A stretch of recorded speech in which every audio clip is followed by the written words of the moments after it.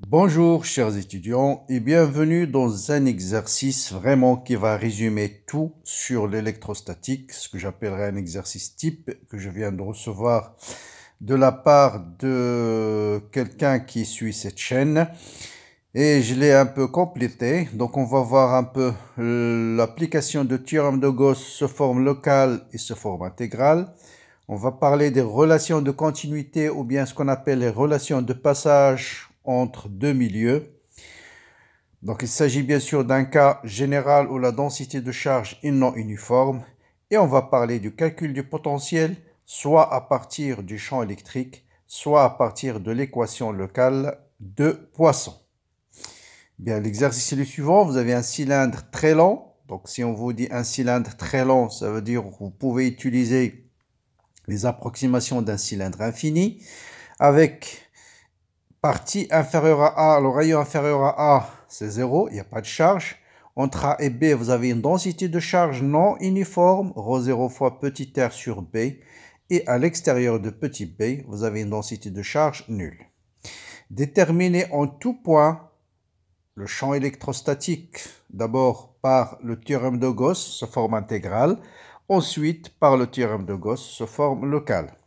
Vérifiez que les relations de passage sont bien vérifiées. Donc, ensuite, déterminez le potentiel dans chaque région, d'abord à partir de l'expression du champ électrique déjà calculée. Ensuite, retrouvez ces expressions-là à partir de l'équation de Poisson. Donc voilà un exercice intéressant. Donc je vous conseille de bloquer la vidéo, d'aller faire votre propre recherche avant de poursuivre la solution. Bien, donc dans le théorème de Gauss, premier point, donc c'est un canevas qu'il faut suivre dans chaque exercice. Premier point, bien sûr, c'est la symétrie. Ici, vous avez une densité de charge, partout il a le même signe. Donc vous avez ρ est égal à ρ0 fois petit r sur B. Donc R est positif. Supposons que B est positif, ρ0 est positif, donc il a le même signe partout. Donc c'est même pas la peine de chercher l'existence des plans d'antisymétrie. Donc il faut chercher est-ce qu'il y a des plans de symétrie.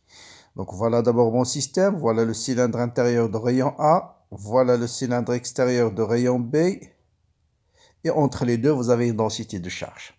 Bon, si je regarde ce système de plus haut, voilà le schéma que j'obtiens. Donc voilà mon cylindre de rayon A, mon cylindre de rayon B, entre les deux vous avez une densité de charge non uniforme. Bien. Quels sont les plans de symétrie qui passent par un point M quelconque? Je prends un point M quelconque de l'espace. Quels sont les plans de symétrie? Eh bien, vous voyez bien sur ce schéma, ça paraît clair, ce plan-là, c'est un plan de symétrie. Et ce plan, c'est quoi? C'est le plan M, ER, EZ. D'accord? Et vous avez aussi le plan qui est perpendiculaire, c'est-à-dire ce plan-là, qui est perpendiculaire au cylindre, est aussi un plan de symétrie. Et ce plan-là, c'est le plan M, ER, θ.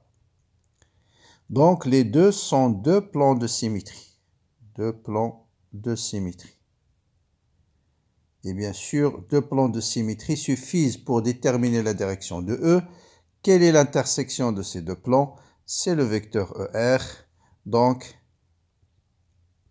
E va être E qui dépend éventuellement de R, θ et Z suivant ER. Donc, je rappelle, la symétrie vous donne juste la direction, aucune information sur le sens, ni sur les variables dont dépend le champ électrostatique. E, c'est algébrique, ça peut être plus ER, ça peut être suivant moi ER. C'est les calculs qui vont vous donner le sens exact. Donc, voilà, première étape. Donc là, c'est la symétrie. Les invariances. Bon, les invariances, on en a parlé plusieurs fois. Si vous avez un cylindre infini, bien sûr, si vous vous déplacez suivant l'axe Z, vous allez observer toujours le même système. Donc, vous avez invariance par translation suivant l'axe OZ. Si vous tournez autour du cylindre, vous faites varier θ, mais vous observez toujours le même système. Donc, vous avez invariance par translation suivant OZ et par rotation autour de OZ et par rotation autour de OZ. Donc, par translation suivant OZ, je fais varier la variable Z. Par rotation, je fais varier la variable θ. Donc, le champ ne dépendra ni de θ ni de Z. Donc, le champ va dépendre uniquement de R. Il va être suivant ER. Donc, voilà. Première chose à déterminer avant de faire le théorème de Gauss sous forme intégrale. Une fois que vous avez déterminé la direction et les variables, deuxième étape, troisième étape, choix de la surface. Donc là aussi, ce n'est pas un miracle. Chaque fois que vous avez une symétrie cylindrique, il faut prendre un cylindre parce que la surface de Gauss, c'est une surface fermée. Donc en général, soit un cylindre, soit une sphère. Donc je prends mon cylindre, voilà ma surface de Gauss. C'est un cylindre de rayon toujours petit r, parce que je cherche le champ en un point quelconque, et de hauteur h. Et on va calculer le flux.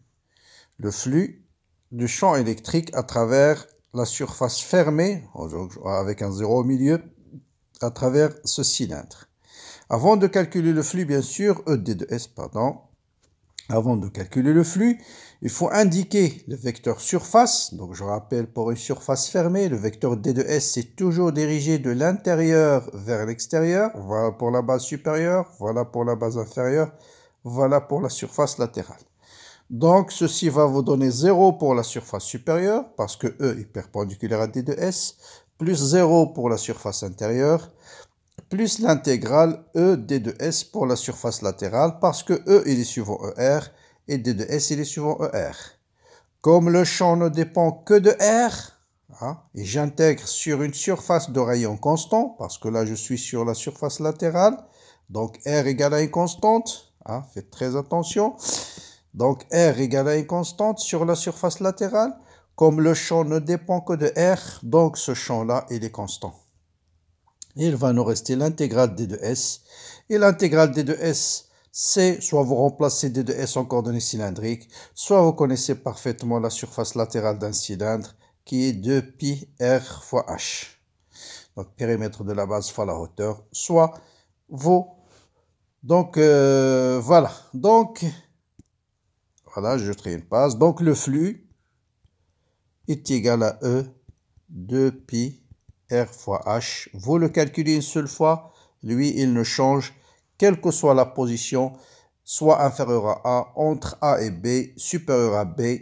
Là, bien sûr, l'expression de flux ne change pas parce que c'est toujours le flux d'un champ électrique suivant ER à travers un cylindre de hauteur H et de rayon petit r. Donc, celui-là ne change pas. Ce qui change, c'est la charge intérieure. Et là, vous allez distinguer trois cas. Donc, premier cas, R inférieur à A. Et c'est le schéma qu'on a tracé ici. Donc, vous voyez bien que sur ce cylindre, voilà, je le représente ici, voilà ma surface de Gauss. Bon, je vais les mettre en une couleur. Voilà mon cylindre, c'est celui-là. Est-ce qu'il y a des charges qui se trouvent à l'intérieur de ce cylindre? Bien sûr, rappelez-vous, les charges se trouvent uniquement entre A et B, dans cette région. Donc, à l'intérieur du cylindre, autrement dit à l'intérieur de ce cylindre, il n'y a pas de charge. Donc, la charge intérieure, Q intérieur égale à 0. Donc, E égale à 0. Voilà. E égale à 0. Donc, premier cas, E égale à 0. Deuxième cas. R compris entre A et B. Bon, allez, voilà. Deuxième cas, donc intérieur, on a dit ici E égale à 0. R compris entre A et B. Voilà ma surface de Gauss. C'est un cylindre de rayon petit r compris entre A et B. Le flux, bien sûr, c'est toujours ne change pas. C'est E 2pi R fois H. C'est Q intérieur qui va changer. Q intérieur, ce sera l'intégrale de ρ fois D de S. Et c'est une erreur classique. Ce que vous faites, vous sortez ρ. Bon, souvent, dans l'examen, vous faites ρ l'intégrale D de S. Une grande partie d'entre vous. Et là, faites très attention. Pourquoi j'ai pas le droit? Parce que ρ n'est pas constant. Donc, je dois remplacer ρ par sa valeur. Donc, il est égal à l'intégrale ρ. C'est ρ0 fois petit r sur B. Ensuite, D de S, il faut le remplacer en coordonnées cylindriques. Je vous rappelle que D de S en coordonnées cylindriques, Donc, ce qui varie ici sur cette surface, c'est R et θ. Donc, c'est R, c'est D de R fois R, D de θ. Ah, pardon, c'est ρ D de V ici, en coordonnées, on est pardon. Pardon, là, vous voyez, alors, le direct. C'est pas ρ D de S, c'est ρ fois D. On a une densité volumique, hein, ρ D de V. Donc, ρ D de V. D'accord? Mais la remarque elle reste toujours la même. Faites attention, on n'a pas le droit de sortir ρ parce qu'on intègre sur... on a une densité de charge qui n'est pas constante. Donc, il faut remplacer ρ par sa valeur. Donc, c'est ρ0 fois R sur B multiplié par D de V. Bon, c'est quoi un élément de volume aux coordonnées cylindriques? Dès que les coordonnées cylindriques ce sont R, θ et Z, la variation de R c'est D de R, θ c'est R D de θ et Z c'est D de Z. Mais, si vous intégrez une fonction qui dépend de R, je peux déjà faire l'intégration sur Z et sur θ. Bien sûr, θ varie entre 0 jusqu'à 2π et Z varie entre 0 et H parce qu'on prend une surface de Gauss de hauteur H. Donc, R, D de R. Donc, je peux prendre comme élément de volume tout de suite cette expression-là. 2π R fois H, D de R. Donc, ma charge intérieure, ça sera égal. Je sors ρ0, c'est une constante, sur B, c'est une constante. Je sors 2π fois H. 2π fois H, il me reste l'intégrale de R carré D de R. Voilà ma charge intérieure. Bien. Donc là, ma charge intérieure, donc je rappelle qu'on est dans le cas entre R est supérieur à A, inférieur à B. Donc voilà ma surface de Gauss. Donc j'intègre entre, quelle est la partie chargée? Donc voilà la partie chargée. Donc la partie chargée, c'est la partie comprise entre R égale à A et R égale à petit r. Donc les bornes d'intégration ici, c'est A et petit r. C'est là où il faut faire attention.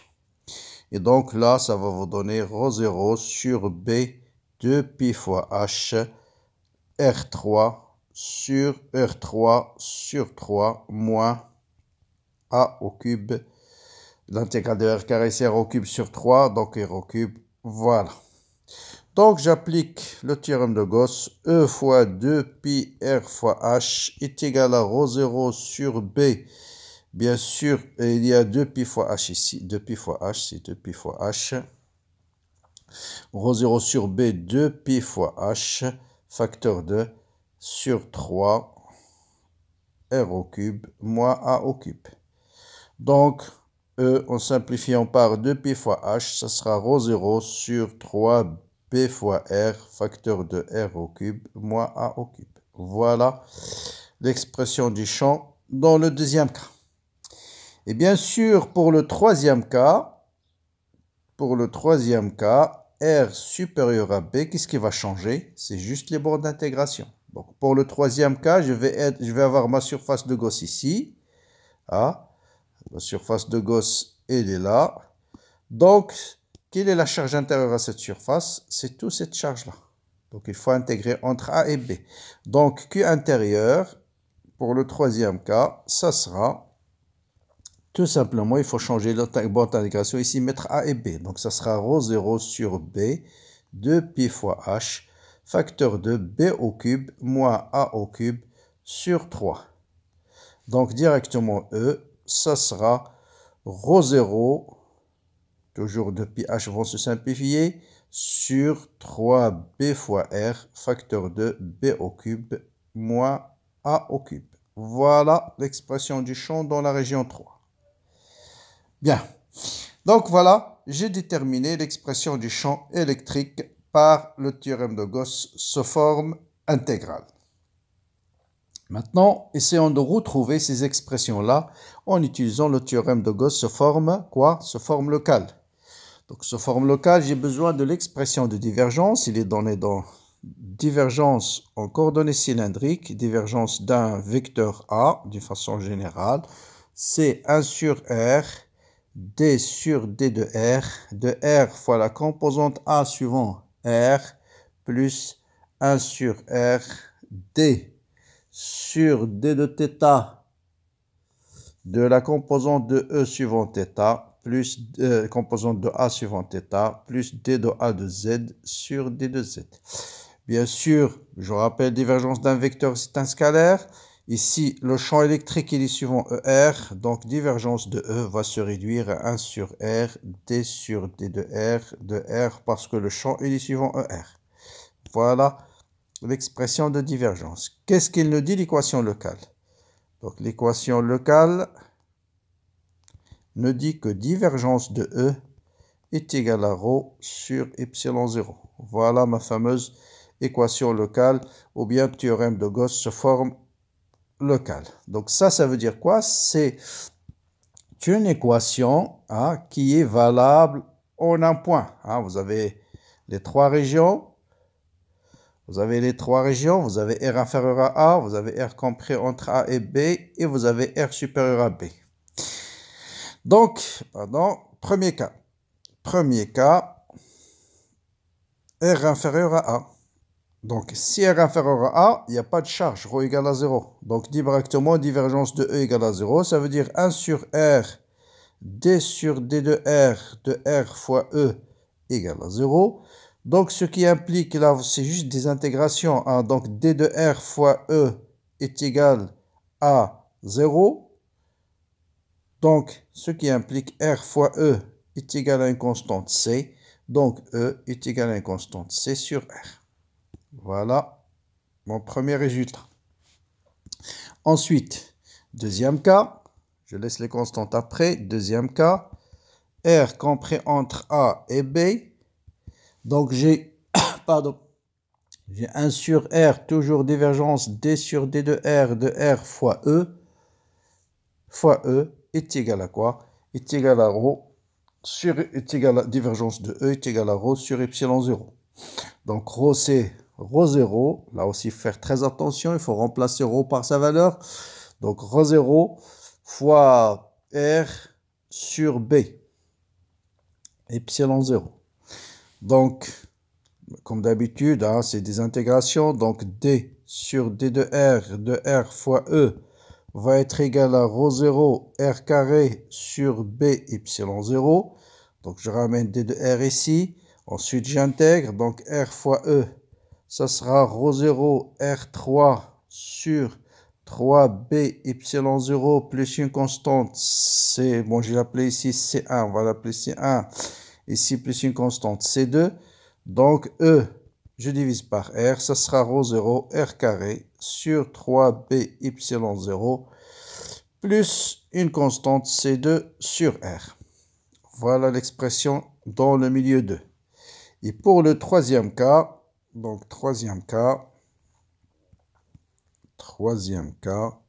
R supérieur à B, j'ai toujours divergence de E égale à 0, donc je vais obtenir le même résultat. E va être égal à une constante C3 sur R. Bien. Comment déterminer les constantes C1, C2 et C3? Donc, je vais commencer par C1, C2 et C3. Donc voilà, j'ai résumé ici les trois expressions. E1 c'est C1 sur R, E2 c'est ρ0 R carré sur 3B epsilon 0 plus C2 sur R, et E3 c'est C3 sur R. Comment déterminer les constantes C1, C2 et C3? Bien, je commence par C1. Eh bien, C1, vous voyez que ici, la densité de charge, elle est comprise entre A et B. Et sur n'importe quel point de l'axe, donc si R égale à 0, vous voyez bien que l'axe OZ appartient à une infinité de plans de symétrie. Donc ça, c'est un plan de symétrie. Ça, c'est un plan de symétrie. Ça, c'est un plan de symétrie. Donc, vous avez une infinité de plans de symétrie. Et un vecteur qui appartient à une infinité de plans de symétrie, il n'existe pas une infinité de vecteurs, il y a un seul vecteur, c'est le vecteur nul. Donc on va dire que, donc on peut définir, on a, donc OZ appartient à plusieurs plans de symétrie. Donc, ce qui implique le champ sur l'axe OZ, c'est-à-dire en R égale à 0, est égal à 0. On peut le vérifier comme ça. Soit des fois, on vous dit dans l'énoncé que le champ, bon, dans certains exercices, on peut vous dire juste que le champ reste fini pour R égale à 0. Pour R égale à 0. Vous avez deux informations pour démontrer que c'est R égale à 0. Soit par symétrie, là, vous allez dire tout simplement que OZ appartient à une infinité de plans de symétrie et le seul vecteur qui appartient à plus que 3 plans de symétrie, c'est le vecteur nul. Soit dans l'exercice, dans certains exercices, on vous dit que le champ est fini pour R égale à 0. Et pour que E soit fini pour R égale à 0, vous voyez bien que si R tend vers 0, ce terme tend vers l'infini. Donc la seule solution pour que le champ reste fini, il faut que la constante C1 égale à quoi? Égale à 0. Voilà. Donc, ce qui implique que C1 égale à 0, ce qui implique que E1 égale à 0. Et voilà, on retrouve notre résultat de théorème de Gauss. Pour la constante C2, on utilise la continuité lorsque R est égal à A. Donc, si on dit que E1 lorsque R est égal à A doit être égal à E2 lorsque R est égal à A. Continuité. Donc, ce qui implique 0 doit être égal à ρ0 fois A carré sur 3 B epsilon 0 plus C2 sur A. Donc C2, tout de suite, va être égal à moins ρ0 fois A au cube sur 3B epsilon 0. Donc le champ E2 va être égal, bon, je vais factoriser tout de suite par ρ0 sur 3B epsilon 0. Il va me rester R au carré. ρ0 sur 3b epsilon 0 moins a au cube. Exactement le champ qu'on avait trouvé par le théorème de Gauss. Bien. Et pour le troisième constante, on va utiliser aussi la continuité pour R égale à B. Donc pour R égale à B, vous avez là aussi E2 pour R égale à petit b doit être égal à O3 pour R égale à B. Donc, ça, ce qui implique que ρ0 sur 3b epsilon 0 facteur de b au carré moins a au cube doit être égal à une constante sur b. Donc, la constante C3 va être c'est ρ0 sur 3 epsilon 0 facteur de b carré moins a au cube. Donc, le champ E3 c'est ρ sur R, donc ρ0 sur 3 epsilon 0. Manque une petite erreur ici, laquelle?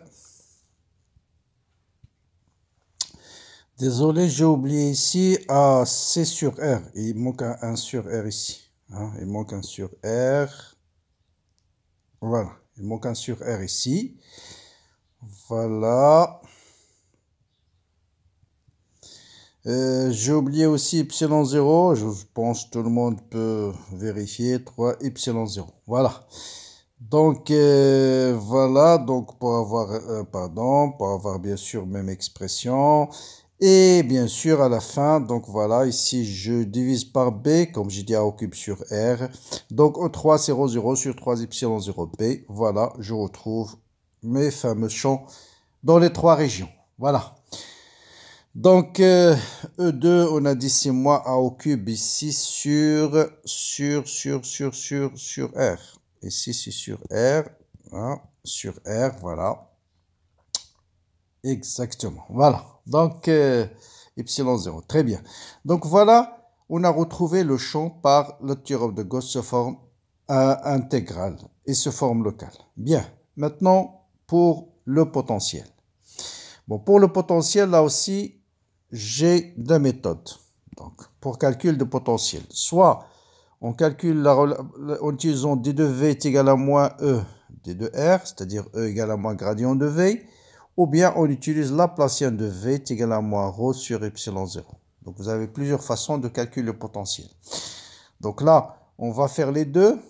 Et bien sûr, on peut aussi ici retrouver l'expression du potentiel. On peut vous poser la question autrement, résoudre l'exercice autrement. C'est-à-dire, vous demandez d'abord de déduire le potentiel en utilisant l'équation locale, déterminer V1, V2 et V3. Ensuite, déduire E. Déduire E. Et dans ce cas, vous allez utiliser E égale à moins gradient de V. D'accord? peut poser la question autrement. Mais là, nous, on connaît déjà le champ, donc on va juste déterminer le potentiel, soit par cette relation, soit par celle-là, c'est toujours la même chose. Donc toujours, hein, il faut remplacer. Premier cas, on a E égale à 0. E égale à 0, donc V égale à une constante, c'est 1.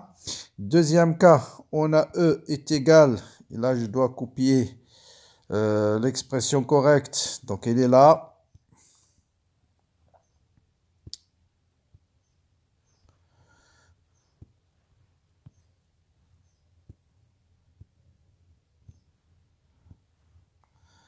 Voilà, donc on a E est égal à, donc directement, hein, allez, je vais écrire tout de suite directement, j'ai D de V est égal à moins ρ0 sur 3b epsilon 0, facteur de r au carré, moins a au cube sur r d de r. Voilà, j'ai remplacé E2 par sa valeur. Et puis j'intègre, bien sûr, donc V de R, ça va être moins ρ0, l'intégrale de R carré, c'est R3 sur 9b epsilon 0, plus A au cube fois ρ0 sur 3b epsilon 0, l'intégrale d de R sur R, c'est ln de R, plus une constante C2. Donc je l'appelle ici V1, je l'appelle V2, et bien sûr V3 va être égal, puisque non, V3E c'est une constante, bon je l'appelle, tout ça est égal à une constante A, donc D de V est égal à moins A D de R, donc D de V3 est égal à moins A D de R, donc V3, attends, donc V sur R ici, qu'est-ce que j'ai dit? Une constante sur R ici, il manque sur R, oh là là, j'ai oublié. Donc c'est C3, mais B c'est C3 sur R, hein? Donc rappelez-vous, pardon, voilà, E3 c'est C3 sur R, d'accord? Donc c'est moins A sur R, donc voilà, donc V3 est égal à moins A ln de R plus une constante C3. Donc voilà comment on détermine les constantes, comment on détermine le potentiel. Donc vous avez trois expressions du potentiel. Donc V1 égale à 0, V2 est égal à cette expression, V3 est égal à celle-là. Bon, la même chose pour déterminer bien sûr l'expression des constantes. Là, il faut qu'on vous donne l'origine du potentiel. Dans l'exercice, on donne V de 0 égale à 0. Donc, ce qui implique tout de suite que C1 égale à 0. C1 égale à 0. Pour déterminer C2, vous utilisez la continuité en R égale à A. Donc, continuité en R est égale à A. G0 doit être égal à combien? Moins ρ0 B sur epsilon 0. Moins ρ0 fois B sur, bon, je fais 3 B epsilon 0, il n'y a pas B alors, donc moins ρ0 sur 3 B epsilon 0, donc s'il n'y a pas B, facteur de quoi? Facteur de A au carré, moins, qu'est-ce que c'est que ça? A au carré, moins,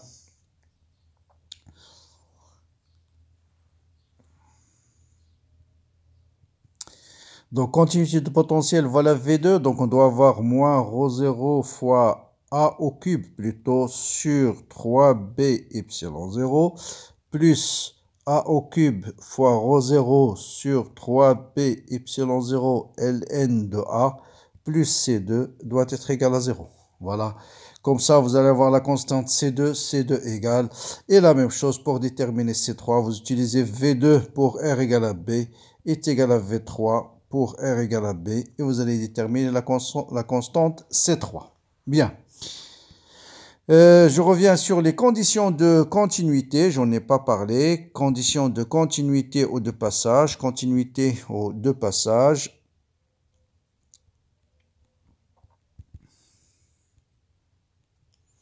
Quelles sont les conditions de passage? Vous avez deux conditions. Vous avez continuité de la composante tangentielle, E1 tangentiel égale à E2 tangentiel. Et vous avez E2 normal moins E1 normal est égal à sigma sur epsilon 0. Dans notre cas, il n'y a pas de densité de charge surfacique, donc on doit avoir E1 tangentiel égale E2 tangentiel et E1 normal égale E2 normal.